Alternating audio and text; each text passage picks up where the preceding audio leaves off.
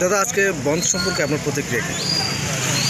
বিশেষ করে আমাদের কৈলাসহর মহকুমায় এই ধর্মঘটের সিপিএমের দেখা এই ধর্মঘটের কোনো প্রভাব পড়েনি। আপনারা দেখতে পাচ্ছেন সমস্ত যানবাহন অন্যান্য দিনের মতো রেগুলার চলছে, নিয়মিত চলছে। বাজার, হাট, দোকানপাট সব কিছুই খোলা রয়েছে।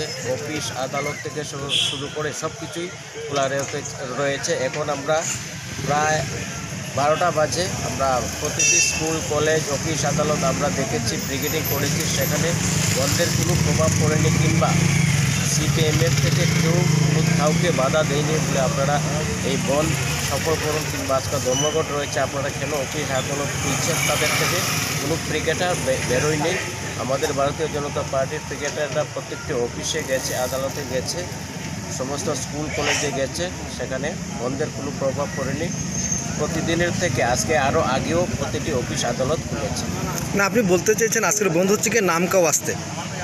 হ্যাঁ, সমগ্র ভারতবাসীর সাধারণ জনগণ এই কর্মনাশা সর্বনাশা বন্ধকে প্রত্যাখ্যান করেছে এবং অন্যান্য দিনের যেই ধরনের এই দোকানপাট স্বাভাবিক ছিল, এর থেকে আরও বেশি পরিমাণে সব কিছু আজকে খোলা রয়েছে।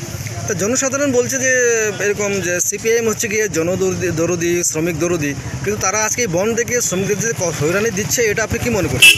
তারা তো প্রতি সময়ই শ্রমিক দরদি, এই শ্রমিক দরদি, জনদরদি বলে থাকে, কিন্তু আপনারা জানেন বন্ধ কোনো শ্রমিক দরদি বা জনদরদি হতে পারে না। বন্ধ কোনো সময়